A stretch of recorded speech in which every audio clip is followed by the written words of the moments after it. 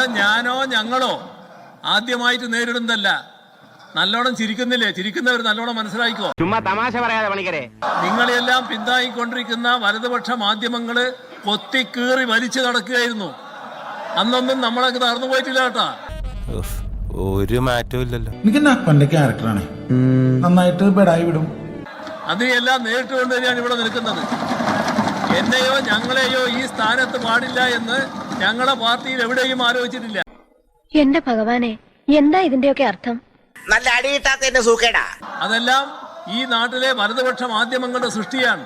അത് കേട്ടിട്ട് ഇതാ ഇപ്പൊ CPM തകരാൻ പോകുന്നേന്ന് വിചാരിച്ച് നിങ്ങൾ വല്ലാതെ മോഹിച്ച് നിൽക്കണ്ട കേട്ടാ. ചവിട്ടുകൊണ്ട് ഇണക്ക് തെറ്റി ഏണാ കൂടാ ചങ്ങര ചേട്ടാ നായി. എന്നാലും അഹങ്കാരത്തിനൊരു കുറവുമില്ല.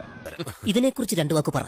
ഇതിനെക്കുറിച്ചാ സർ, അങ്ങയുടെ റോളിങ്ങിനെ കൂടി മുഖവിലേക്ക് എടുത്തുകൊണ്ടാണ് സർ സംസാരിക്കുന്നത്. അടുത്തത് ആ തരത്തിൽ ശ്രമിക്കാം.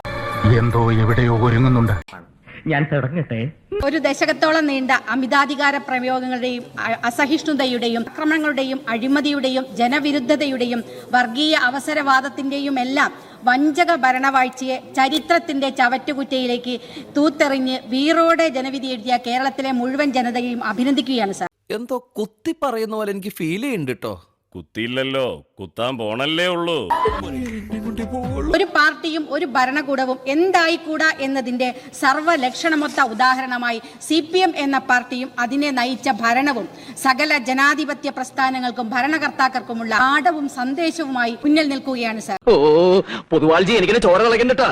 ഓരോരുത്തർ പറയുന്നത് കേട്ടാ തൊലി ഉരിഞ്ഞു പോകും. സർ, ത്യാഗഭരിതവും ഇതിഹാസ തുല്യവുമായ ചരിത്രമുള്ള ജനകീയ പ്രതിബദ്ധതയും വർഗ രാഷ്ട്രീയ ഉള്ളടക്കവും ഉണ്ടായിരുന്ന ഒരു കമ്മ്യൂണിസ്റ്റ് പാർട്ടി സോപ്പിട്ടോ, പക്ഷെ പതപ്പിക്കരുത്. ഒരു ഒറ്റ ഉടമ പ്രൈവറ്റ് ലിമിറ്റഡ് കമ്പനിയായി മാറിത്തീർന്നതിന്റെ ദുരന്ത ഫലമാണ് സർ CPM ഇന്ന് അനുഭവിച്ചുകൊണ്ടിരിക്കുന്നത്. നാട്ടുകാർക്ക് കൊതി തീരെ കല്ലും ചെരുപ്പ് എറിയാനും കൂവാനുള്ള ഒരു പ്രസ്ഥാനമാണല്ലോ ഇത്. കുലംകുത്തികളായി മുദ്ര കുത്തപ്പെട്ടവരെ കേരള മണ്ണ് ജനാധിപത്യ വീറോടെ ജനകീയ നേതാക്കളായി ഉയർത്തിക്കാണിച്ചതിന്റെ ചിത്രമാണ് സാർ ഇന്ന് നമുക്ക് കാണാൻ സാധിക്കുന്നത്. ഷാജിയേട്ടാ, ഇവിടെ മുട്ടി നിൽക്കാൻ പറ്റില്ല നിനക്ക്. വടകരയും പയ്യന്നൂരും തളിപ്പറമ്പും അമ്പലപ്പുഴയുമെല്ലാം ഭാവി ഇടതു ബദൽ രാഷ്ട്രീയത്തിന് ദിശാസൂചകമായി വിളക്കുമാടങ്ങളായി ഇന്ന് കേരളത്തിന് മുന്നിൽ ജ്വലിച്ചു നിൽക്കുകയാണ്. നിർത്തിയങ്ങ് അവമാനിക്കുവാണെന്ന്. എത്ര സമയം സംഘടന തുടങ്ങിയിട്ട്? കുറച്ചു നേരമായി. തീർച്ചയായിട്ടും കേരളത്തിൽ സുശക്തമായ ഒരു ജനാധിപത്യ മതനിരപേക്ഷ ഐക്യമുന്നണി രൂപപ്പെടുന്നതിന്റെ വിളംബരം കൂടിയാണ് സാർ ഈ തെരഞ്ഞെടുപ്പ് ഫലം.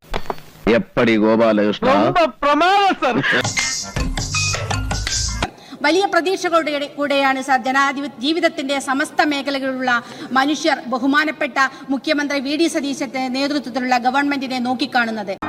എന്റെ വേളാങ്കണ്ണി മാതാവേ, എല്ലാ പ്രാർത്ഥനയ്ക്കും നേർച്ചകൾക്കും ഒരു ഉത്തരം കിട്ടും. എല്ലാവർക്കും എന്നെ മതി.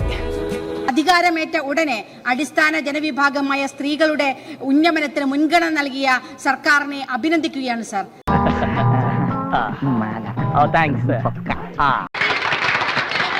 ഇനി ഒരു തിരിച്ചു വരവുണ്ടാവില്ല ശശി.